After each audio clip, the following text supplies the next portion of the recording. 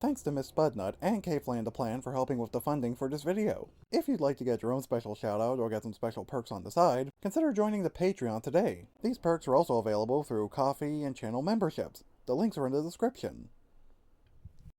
A while ago, I made a video expressing my love of musicals, and then it got blocked worldwide. Which I refused to take lying down.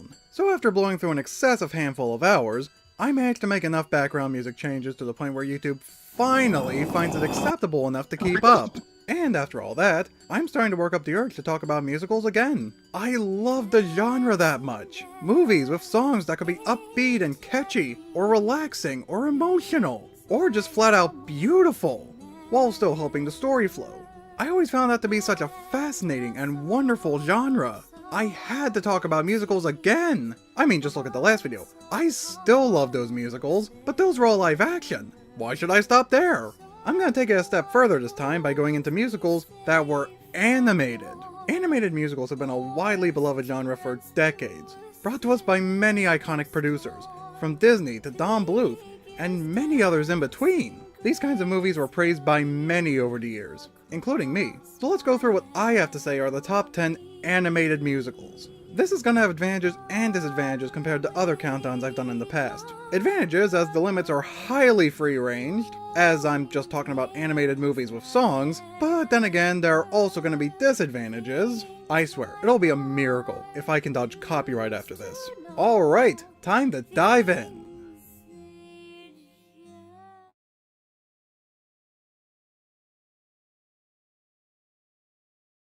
Tangled.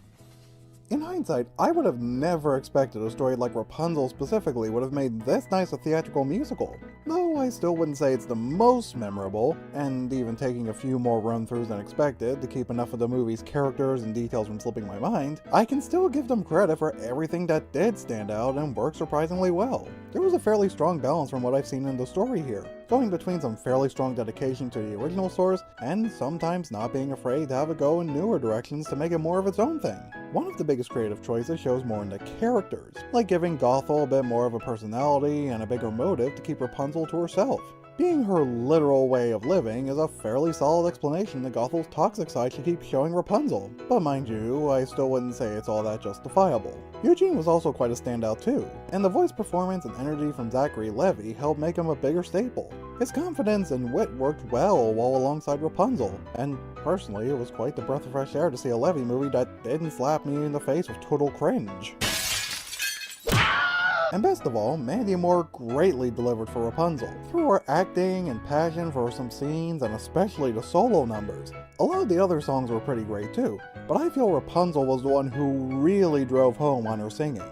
Her songs have the right kind of flows that can come off emotional and sweet and sometimes very upbeat and lively. Those are the ones you are more likely to remember and can really stand out in your mind. And while this movie may have some nice highlights on the side that can come off memorable and funny, I personally feel there were a handful of characters and moments where it felt like they were trying too hard to make them funny. Sure, you could say that's more for the kids, but even seeing it when it was brand new, these details would start to wear down on me a little after some time. But still, we overall had a nice journey with some lively, touching, and memorable songs with some pretty shocking outcomes following up sometimes. So yeah, I thought it was pretty good. And apparently there was enough praise a few years ago for this movie to be given its own mini-series too, which I guess I'll have to see at some later point to find out how it held up after going through this again.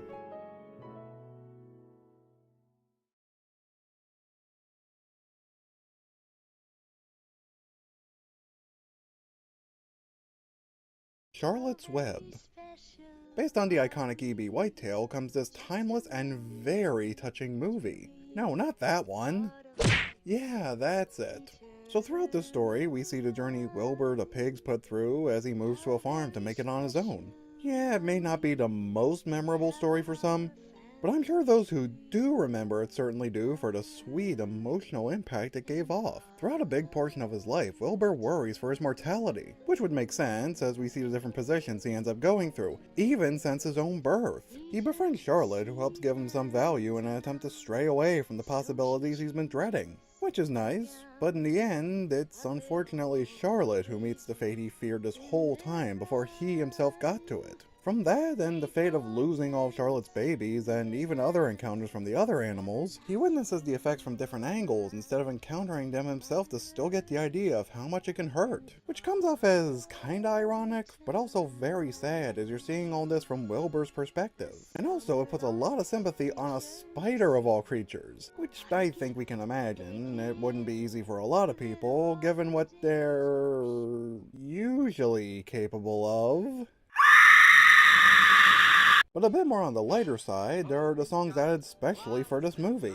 It has surprisingly nice balance of songs that are a bit more on the softer, emotional side, and which help get the idea of Wilbur's feelings across. And there are others that are more lively to pep up some of the other areas, like establishing the fair's atmosphere or when Wilbur has some kind of neat revelation. Like for example, there's We've Got a Lot in Common, which is one that really stood out to me. Which, yeah, it's a little more simply written than others, but I feel this helps make the lyrics easier to remember, and the catchy singing greatly helps in that way too. Though aside from those feels and a few of the songs, the movie might not have as strong as appeal as some others, though I'll say it's still a lot better than the sequel it ended up getting. Oh my god! But if you've never seen this before and think you'd get some charm in something like this, either through the visuals and or the songs or even the representation provided, this might be something you'd get a nice viewing through at some point yourself.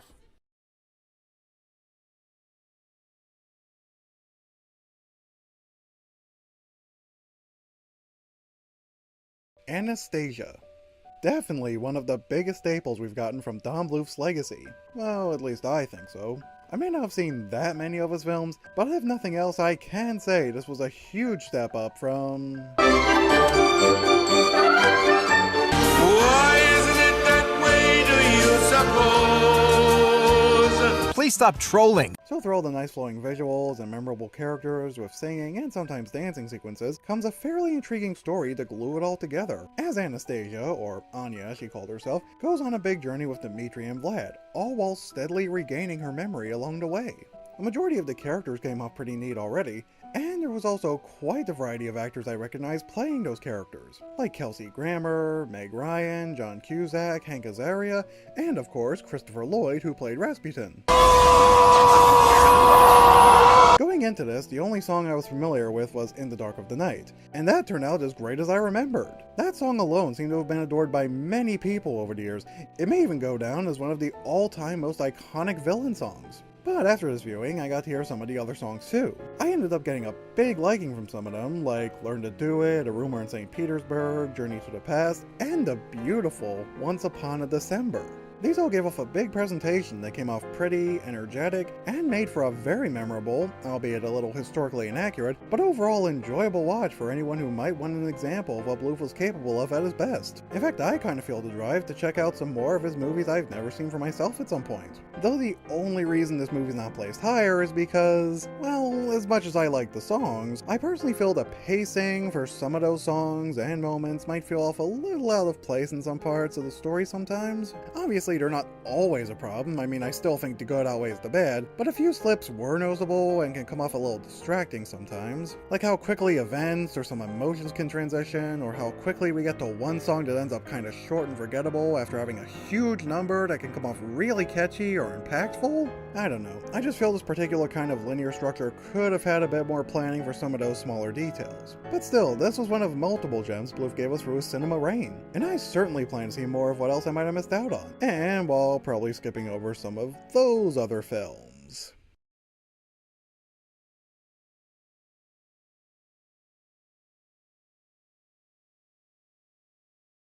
South Park, bigger, longer, and uncut.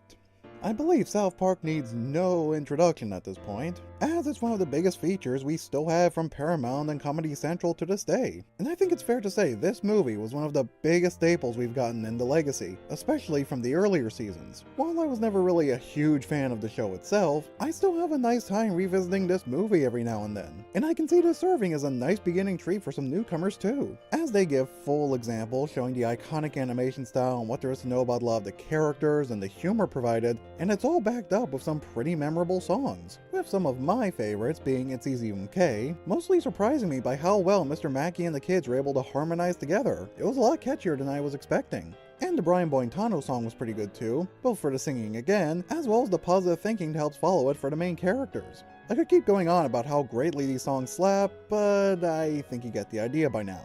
And on top of all that, this movie has an impressively aged message about censorship in the media, and provides a lot of over-the-top scenarios on how it could go horribly wrong if handled in the worst ways possible. It really says a lot when you look at a handful of different examples around you. Oh, and there's also that whole story arc about the huge fight between America and Canada. Oh god, the timing on this video! And as unusual as it might feel to some, I found it neat just how much they managed to squeeze into the time frame they had, without feeling like it's all overstaying its welcome. All the characters and their different story arcs and all those songs in between, it surprisingly all had a fairly nice blend together. And it's also nice to see all the fans who've gone far enough to show their love for the movie live. Up there is so much room where babies burn and flowers bloom. Even some big names like Robin Williams. It sure looks like it left a pretty good impression, and I'm sure a lot of people can still get something out of this even in these recent years too. And if you think you can look past the more offensive moments, there's a chance you might get something out of it too. Oh my god, they killed Kenny!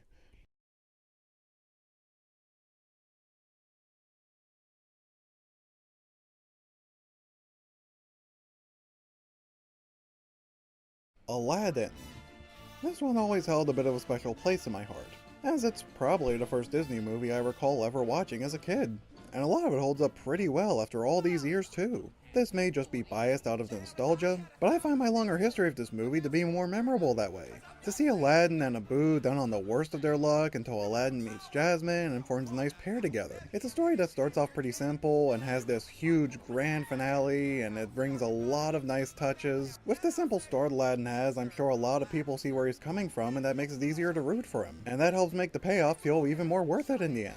And I'm sure a load of Disney fans finally remember a lot of these songs word by word and can proudly sing along to a lot of them. From the upbeat and catchy side with Prince Ali, One Jump Ahead, or Friend Like Me, to a more sweeter side with A Whole New World. And the characters and their actors hold so much of the story, with Scott Winger, Linda Larkin, and Douglas Seal adding their charm for Aladdin, Jasmine, and the Sultan respectively. And Jonathan Freeman provides that menacing and enjoyable tone for Jafar, as well as Gilbert Gottfried adding the comedic touch through Iago. What an asshole! But I think what everyone really remembers here was the oh so iconic genie portrayal brought to us by the late Robin Williams. He gave such an over-the-top, admirable, friendly, and entertaining side to his character that just about everyone loves to this day. His character is also one of the best ways to show the material he could offer in his lifetime, and in a more family-friendly way too by comparison. The shit's hit the fan and it's powering my car. Yeah, he knew how to make it all work. And while Will Smith had his fun moments too, he just couldn't seem to make it work as much. Though aside from that, I can also find this movie to be a bit more of a mixed bag sometimes. Personally, there are a few other musicals out there that I feel had a bit more rewatchability to them from beginning to end. This movie still had plenty of scenes with grand presentation included, either visually, musically, comically, intense, or maybe with everything. And it offered enough that I had to give this whole thing its own special spotlight on the list. And maybe the sequels too, if I ever decide to watch those as well. Because I admittedly never saw them. You what? Yeah, I know. But maybe I can make time to watch them for some kind of separate video in the future. Well, as long as it's what you fellas would like to see at some point.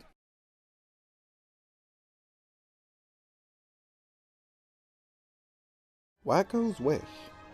Yeah, that's right. Even the Animaniacs got their own feature-length musical. They've certainly shown they had the potential through a huge variety in the original show, and all that work greatly shines through in this movie too. They added just about any character you can think of, and most with their own performance in a song. So many of these songs can come off lively and catchy, and with different choices of characters they had singing them. Even the newly added villain, King Salazar, voiced by the late, but still charmingly performed, Paxton Whitehead. You gotta be quick, you gotta be fast, you gotta beat out the rest of the cast to get to that star and capture that wish for me. Sure, some of these songs may come off a little stale given how many times they're repeated, but I feel the different performances from the characters help give them some more solid staples in the story. With each of them having a similar forward way of thinking, it gives off the impression that deep down inside, these characters might not be as different as they may have thought. Even on a its own, the story had a fairly lighthearted feel to it, as Wackos helping his siblings and everyone else fight through the lowest points of their lives. And that whole feel, albeit in a different direction, still shines throughout the story. As we see everyone's perspectives and goals on why they want to get to the wishing star, it helps us paint a nice picture on where they're all coming from on the inside.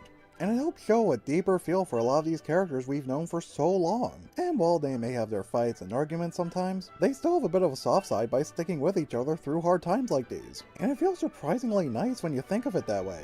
Now, according to some sources, this was intended as the finale to the series, and it really feels that way by how much was put into this. With all the characters that were added in the story, and almost all the closure to their story arcs, and reaching all their desires in some ways thanks to the power of the star, this had a huge sense of finality to it. But then we got the 2020 show, which we'll go into that in a different video. As someone who grew up with a fair portion of the original show, I enjoy coming back to this movie a lot. A lot of the jokes and lines are very quotable, a lot of the songs are very easy and lively enough to sing along to, and it's overall a great watch for the older fans. And maybe the reboot fans too, but again, we'll see at a later point.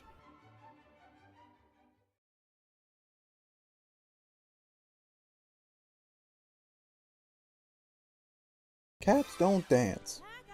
Oh, I can't believe I spent so many years avoiding this one. It ended up really charming and enjoyable, which I never thought I'd get from something like this. Despite all the teasers I saw for it as a kid, I guess back then my mind was tricking me with the wild assumption this would be some weird furry action-adventure hybrid. But after giving it the proper setting, I'd really say this is more on the level of Singing in the Rain. It even has a few similarities story-wise too, both including a big Hollywood production with potential to change cinema, and a female lead causing trouble for others, and a cast of characters who want to sing and dance to show their passion and excitement for this big project.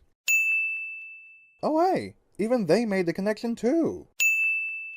Ah, they knew what they were doing all along, that clever team. Though it's a real shame this movie didn't end up doing well in theaters, because this had a lot of creative charm and energy put into it. Some of the details and elements they had in this may feel like a paint-by-the-numbers routine, but that never kept them from going all out with them. The songs all had something to offer, whether upbeat and motivational, or sometimes emotional, or sometimes even straight-up kicking. And maybe could leave many singing and dancing. I'm sure a lot of us remember all the lines to "Nothing's Gonna Stop Us," right? Of course, the other details greatly boost all this up too. From the smooth, appealing animation style and the choices of roles and designs of the animal characters, and even some of the human characters too. Max gave a literal, huge impression that helped him stand out, both by his voice and his intimidation. And Darla Dimple, while it would have been so easy to make her one of the most unlikable characters in existence, the writers and animators found ways to make that a strength when putting her together, by giving her an ideal balance of visual energy, both for movements and the emotions in her face, and the best range of performance. We have Ashley Peldon to thank for that. She knew the best way to go insane with this role and make it so memorable and entertaining. But hey, a lot of the cast did too. Like Jasmine Guy for Sawyer, Scott Bakula as Danny, it all works so well. And the scenario in this movie is likely to raise up hope that anyone can be as talented as these animals, even in their own special way, and they shouldn't be afraid to show it. Yeah, it sucks how rare it is to find movies like this nowadays, but this still left a lively staple that I'm sure a lot of us fondly look back on.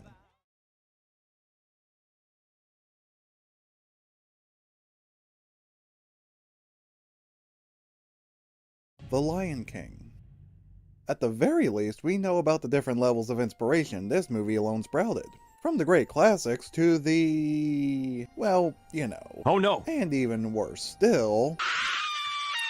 But I digress. This movie has been a hugely beloved staple in the musical field for years, and the reasons greatly show. From the heavily iconic scenes and the beautifully aged ballads and visuals, and of course, the musical portions are what we all remember in one way or another.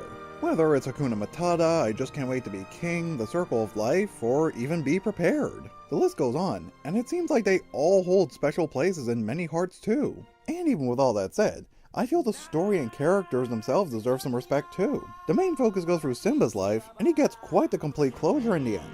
He starts off with a happy, peppy beginning, but then goes through depression from Mufasa's passing, and grows from his coming-of-age arc over time as he develops proper responsibility and a better way of thinking to become the new king and dethrone Scar. And it's all thanks to the help of Rafiki and Mufasa's spirit.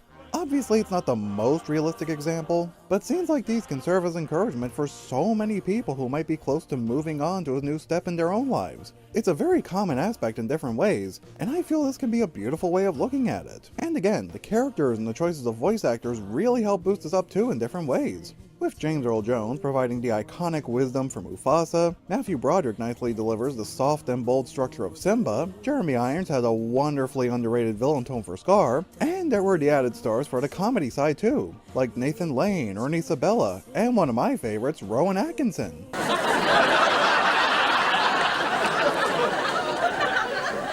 This is so humiliating. What we have here is a roller coaster of feels and entertainment through songs and dialogue, and a memorable journey overall. And yeah, I can tell we're starting to get a little Disney heavy at this point, so let's wrap up that side with just one more movie.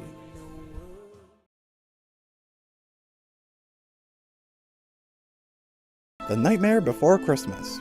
This is the type of movie that can really get people looking forward to that time of year when the seasonal holidays start coming around. I'm sure we're usually excited enough whenever Christmas or Halloween rolls around, but the kind of charm this movie gives off makes it feel even more delightful, like with the songs that help fit the mood for the seasons and the general scenes where they come into play. I'm sure just about everyone here remembers all the words to Making Christmas, What's This, Kidnap the Santa Claus, or even This Is Halloween. And it doesn't even stop there. Every song they had left a lively and memorable impression in one way or another. Heck, even in these recent years, Ken Page is more than happy to play out the Oogie Boogie song for his fans.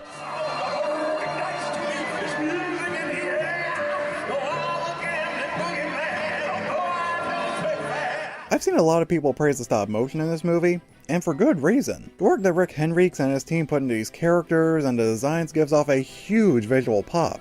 There are so many characters with so many different shapes, sizes, and colors that really enhance their appearances, be it those from Halloween Town, Christmas Town, or even the real world. The creativity and variety for so many characters is honestly so fascinating. I still take multiple glances across the scene just to take a look at all of them. Even after 30 years, they still look great. While this story is just an over-the-top fantasy, these characters and their drives are completely understandable and relatable. I'm sure many of us can see where Jack's coming from, or Sally, or maybe even Dr. Finkelstein in some ways. Jack and Sally are stuck in their own loop that takes up a majority of their lives, and they just want that one thing to help add a spin for their lives to make it more interesting. It's just that Jack's spin came off a bit more heavy. And overall, this came off as a big fan favorite for a ton of people. As far as it goes, this still stands as a wildly enjoyable musical. But there's only one other that I found to be a little better than this one. Although, before we go into it, I say we take a little detour into something I haven't done in a long time now.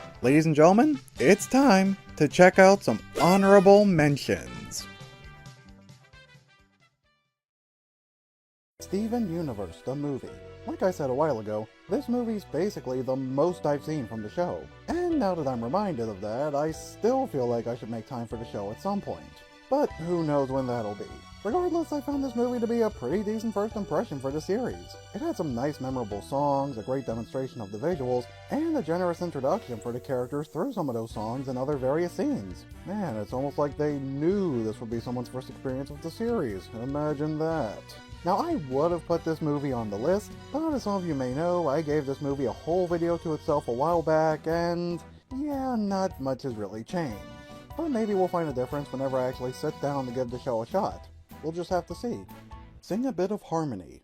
Well, this is different. For this one, we have an anime musical. And you know, right off the bat, this presented a somewhat unique and sweet little science fiction slice of life tale. Shion's got the main spotlight through a lot of this, as she, despite being a robot, has her desire to spread happiness to those close to her, all with her kind persona and her song-based motivations. She's got a great voice to back the songs up too, and they provide a bit more impact, at least for the aesthetics, to some of the scenes she's in, making them more memorable and sometimes more touching to watch for her and some of the other characters. Though personally, I would have liked to see some of those other characters get a bit more of an actual chance to sing too. You know, just for more balance in roles and maybe potential in the variety of songs too. I feel that would help boost a lot with this kind of setting and showing more of the characters from the inside and maybe fleshing out some other details too. But still, this was fairly neat from what we were given, and I kinda wish there were more movies like this. Although, now that I mention it, One Piece Film Red.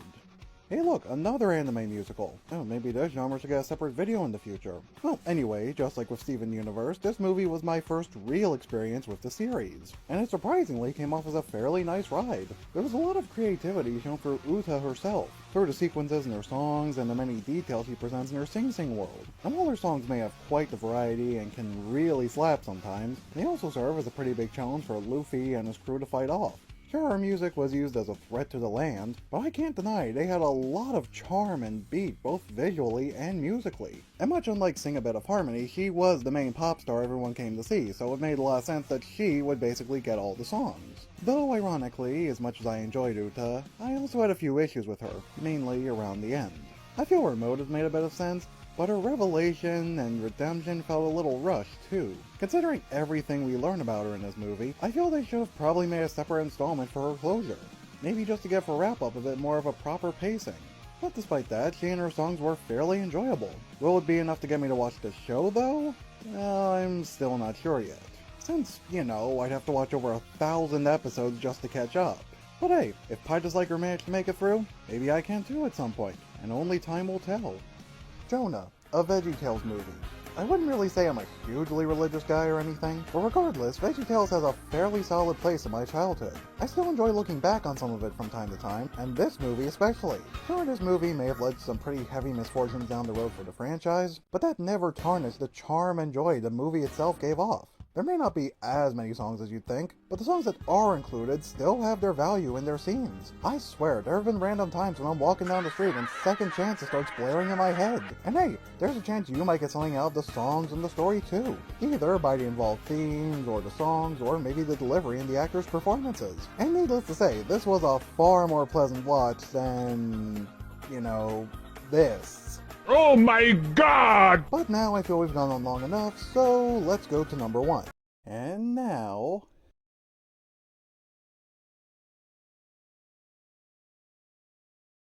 Yellow Submarine.